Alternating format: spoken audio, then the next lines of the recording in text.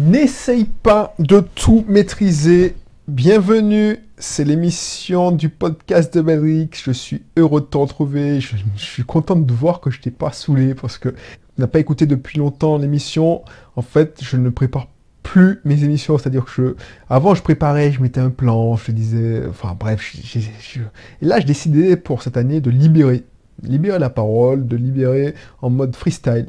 Donc je ne connais pas la durée de l'émission, peut-être que ça sera court, peut-être que ce sera long, ça dépend de mon inspiration, du fil de la discussion. Là, voilà, j'ai décidé de parler d'un sujet. Là, ce sujet, c'est un sujet technique. Donc si tu ne connais pas ce podcast, cette émission, tu ne connais pas, c'est la première fois que tu tombes sur cette chaîne, YouTube, si tu es sur YouTube, sur ce podcast, sur SoundCloud, tout ça, c'est une chaîne, une émission, c'est un contenu, on parle d'investissement locatif en général.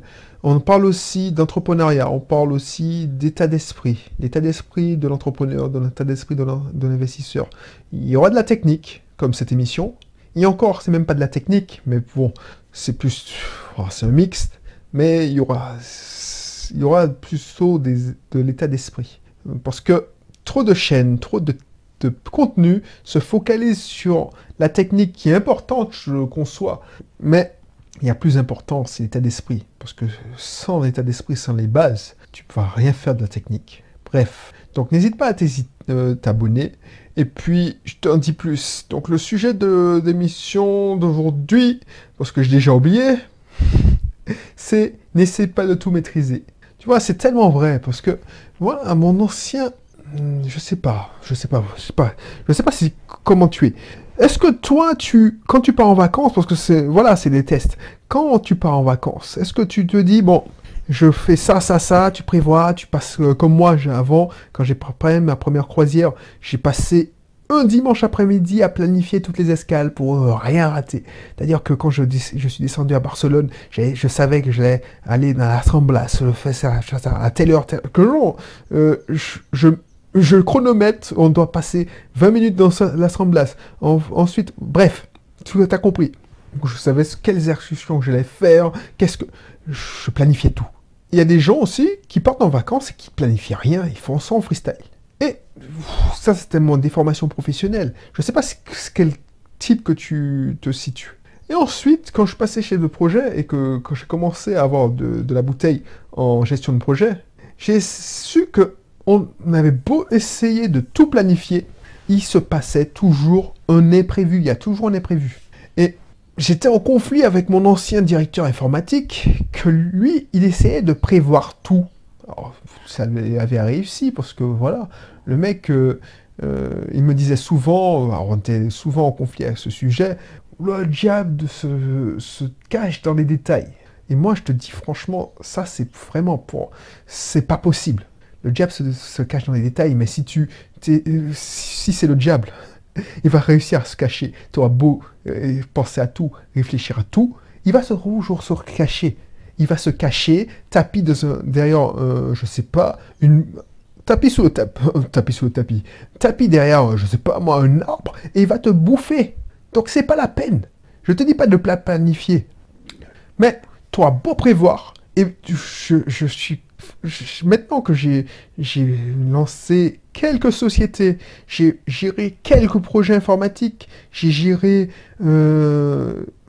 des acquisitions immobilières. Ce que tu as planifié, qui serait difficile, des fois c'est le truc que tu t'es fait toute une montagne de cette étape, et puis ça se passe comme une lettre à la poste. Et puis le truc que tu n'avais pas prévu, où tu disais bon c'est du pipi de chat, c'est celui qui te pourrit la vie. Tu sais pas.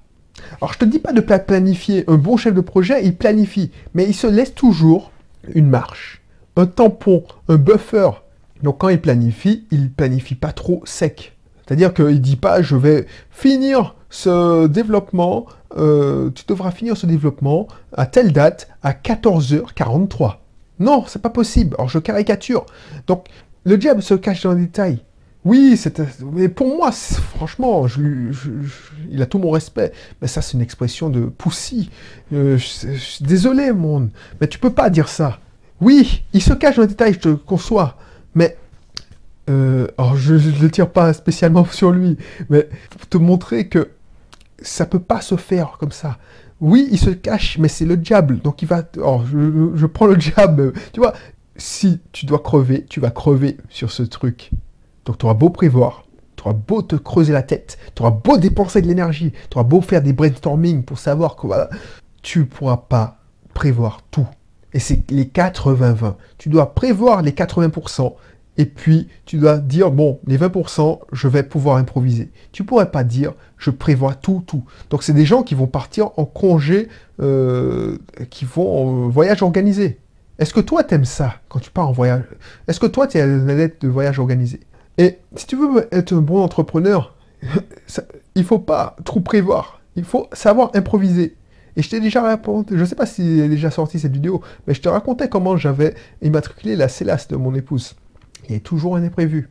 Et malgré ça, je devais gérer aussi l'installation d'Internet, il y avait toujours un imprévu. Donc, si tu n'as pas l'habitude de gérer les imprévus, de savoir improviser, une fois que tu sors de ton cadre, de ta zone de confort, tu es paralysé par la peur. Et tu dois avoir l'esprit vif. Et c'est ce que j'appréciais dans mon ancien responsable, ancien directeur, c'est qu'il avait l'esprit vif. Ce qui les sauvait, c'est qu'il avait l'esprit vif, il savait improviser. Et il me faisait chier pour me dire que le diable Alors que je savais qu'il ne pratiquait pas lui-même. Il improvisait beaucoup. Et c'est pour ça que je le respectais, c'est pour ça qu'on est resté travailler longtemps ensemble. Parce qu'on n'était pas si différents l'un de l'autre. Pourtant, il donnait ses leçons. Bref, mais je ne vais pas passer une émission dessus, sur lui. Ça, voilà, moi je l'appréciais, je l'apprécie toujours, même si on se voit pas. Mais voilà, on a appris plein de choses ensemble, mais je ne supportais pas quand il me disait ça. Parce que pour moi, un bon entrepreneur, un bon gestionnaire, un bon responsable de projet, un bon responsable de service, c'est que tu ne peux pas tout prévoir. Ce qui n'empêche pas de planifier.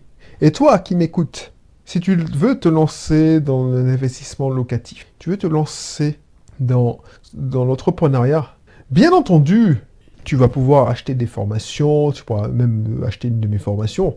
Je te donne les grandes étapes. Tu pourras être mieux préparé. Mais ne crois pas que je vais te donner toutes les solutions. Parce que chaque projet a son lot d'imprévus. Chaque projet a son lot de prévus. Donc l'idée, c'est que je vais t'apprendre. Et c'est pour ça que j'insiste beaucoup sur le mindset, l'état d'esprit. Je vais te donner les clés pour que tu puisses improviser, pour que tu ne sois pas surpris. Parce que homme surpris, homme battu. Donc, je ne te dis pas d'aller la fleur au fusil, ça c'est sûrement pas, je serais vraiment débile de te dire ça. Parce que on ne peut pas improviser. Tu ne peux pas faire de grandes choses si tu improvises. Donc, il faut savoir où tu vas. Par contre, tu sais où tu veux aller, tu sais d'où tu pars, où tu veux aller, mais tu sais pas comment ça va, C'est comme si tu étais dans un bateau, tu partais, je sais pas moi, de Bretagne ou de Calais, tu te dis, bon, je pars de Calais, on va dire que je pars de Marseille, voilà, c'est plus simple. Je pars de Marseille, et puis je vais en Martinique. Donc tu sais le point A, c'est Marseille, et le point B, c'est Martinique. Mais tu sais pas comment sera le vent, comment sera la météo. Or, oui, tu as préparé ton départ. Tu sais quelles étapes que tu vas faire, quelle route que tu vas prendre. Mais tu seras obligé peut-être d'improviser parce que le vent va tomber, il y aura un orage sur l'Atlantique, tu avais prévu de passer par cette route-là, tu devras dévier ton cap en passant plus au sud, ou ainsi de suite. Et tu auras sûrement des casses, parce que regarde les courses comme la route du Rhum, tout ça. Si c'était si simple, les mecs, ils arriveraient tous en même temps. Il y en a toujours qui ont des casses, qui arrivent à réparer en mer, tout ça. C'est exactement comme ça. L'entrepreneuriat, l'investissement locatif, c'est toujours comme ça. Oui, il y a des grandes étapes. Par exemple, en investissement locatif, tu dois trouver ton bien, tu dois aller chez le notaire, tu dois trouver ton financement, tu dois négocier ton financement, tu dois trouver un locataire, aménager s'il y a des travaux, faire de l'aménagement, si tu veux faire du meublé, acheter les meubles, et ensuite tu vas trouver ton locataire et sélectionner les bons locataires. Ça, je te dis ça, c'est ce que je t'apprends, tout ça. Mais si tu connais pas déjà les astuces qui vont te permettre de, parce que quand je dis ça, ça a l'air simple comme ça, mais il y a plein d'astuces à connaître, il y a plein de techniques pour trouver le bon locataire, pour négocier le bon financement, pour ne pas passer son temps à faire des visites et élaguer les mauvais biens des bons, faire se créer un réseau. Il y a plein d'astuces que je t'explique en long et en large dans mes formations d'approfondissement. Je l'évoque rapidement, mais très légèrement. Alors, très légèrement pour moi, parce que je dis tant et tant dans la formation d'approfondissement. Mais ce que j'en dis, c'est que les gens, enfin, ceux qui ont... Ça, c'est le paradoxe. Les gens qui ont acheté ma formation d'approfondissement, ils me disent, mais j'ai hésité à acheter la formation d'approfondissement parce que je me suis dit, qu'est-ce que tu pouvais raconter de plus que tu disais dans les formations privées, offertes mais privées. Et franchement, t'en es tellement plus que je suis pas déçu du tout. Et ça m'a fait gagner un temps fou. Ben, quand je te dis ça, je te résumé une phrase, je te dis, ouais, je te donne le point d'arrivée, c'est-à-dire trouver le bon locataire. Mais sache qu'il y a beaucoup d'imprévus qui viennent. Et si t'es pas préparé psychologiquement, si t'as pas les anecdotes, t'as pas l'expérience, que je te donne mes expériences, bah tu vas te faire un monde de ce truc-là. Et tu vas accorder beaucoup de valeur à ces problèmes. Et ça rejoint l'épisode de l'émission précédente, c'est-à-dire que tu vas en faire un monde, tu vas te dire, ouais, voilà, j'y arriverai jamais. Alors que pour moi, par exemple, si j'étais dans la même situation que toi, je dirais, ok. Tu vois ce que je veux dire? Donc n'essaye pas de tout maîtriser, parce que tu n'arriveras jamais. Donc, tu vas perdre plus de temps, parce que c'est comme tout. Imagine, tu as passé, comme moi, si, effectivement, voilà, je sais pas moi, je reprends l'exemple de Barcelone. J'ai tout maîtrisé au millimètre près, à la seconde près, pour l'excursion. Enfin, j'avais pas pris d'excursion, j'étais descendu à Barcelone. Bah, si le bateau avait une avarie et puis on avait pu débarquer 2 heures plus tard, mais bon, tout était à foutre à la poubelle. Alors que là, l'année d'après ou l'année suivante, 2 ans après, j'étais encore à Lyon. On s'est organisé 4 jours à Londres. Mon épouse et moi et la petite. Ben, on savait qu'on voulait faire ça, mais on n'avait pas marqué ça, genre à la seconde près. On devait aller prendre dans un pub anglais pour un vrai pub. Moi, je m'étais dit, bon, il n'y avait pas encore les Burger King et c'était ma période où je mangeais comme un porc encore. Donc je disais, je veux absolument manger dans un Burger King parce que ça n'existe pas en France. Donc moi, je veux absolument manger. Donc on s'est fait ça. Mon épouse voulait manger libanais. Ok, on s'est fait plaisir. On voulait visiter le maximum de musées. En plus, les musées, pour la petite histoire, les musées sont tous gratuits en Angleterre. Donc on s'est fait plaisir. On a visité les musées, on a visité le musée de Londres, on a visité le musée national, le muséum, c'est plus, il y avait des tableaux de malades. Mais on s'est fait plaisir, mais on se mettait pas la pression. Et je te garantis que si tu commences à vouloir maîtriser tout, et ça, j'avais une tante qui faisait ça, elle voulait maîtriser tout à la baguette, ben, elle passait de mauvaises vacances parce que ça se passe, il y a toujours un imprévu. Alors que si tu la prends cool, et ça c'est général, c'est dans le business, dans la vie, si tu dis bon, je vais, je sais pas moi, à Barbade, ça c'est une île anglophone qui est proche de la Martinique, à 30 minutes en avion de la Martinique. Je vais voir, je sais pas moi, les grottes de... Alors je sais plus, Harrison Cave. Je vais voir les grottes, les caves d'Harrison. Tu sais, c'est des trucs où tu descends sous la terre et puis tu as des stalagmites. Je veux faire ça, je veux manger dans un restaurant typiquement barbadien. Je veux aller me baigner sur la plus belle plage de Barbade. Mais tu te mets pas la pression, tu te dis pas, c'est le jour, tu vas passer de merveilleuses vacances. Tu dois laisser de place à l'improvisation, à te laisser porter. On peut pas tout maîtriser. C'est ça. Et c'est un ancien rigide qui te disait ça. Qui te dit ça. Moi, j'étais rigide dans ma tête. J'étais même stressant.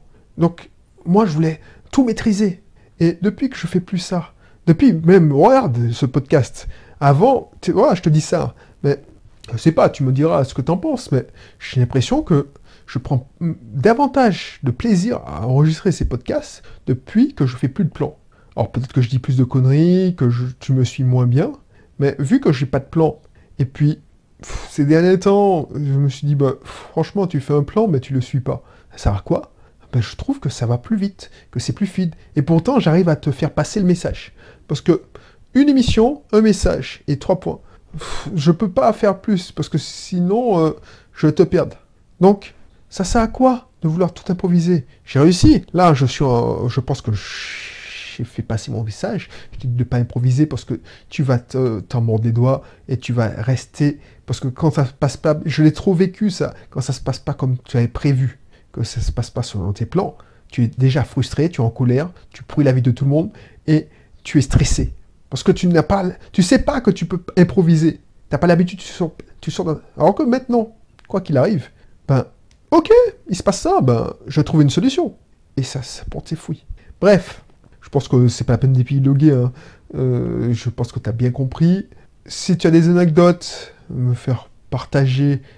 Si tu n'es pas d'accord avec moi, si tu es toujours style, oui, je suis d'accord avec toi, même, mais, ou cette anecdote, cette expression, le diable se cache dans les détails, peut-être que je l'ai mal comprise aussi, hein, cette expression.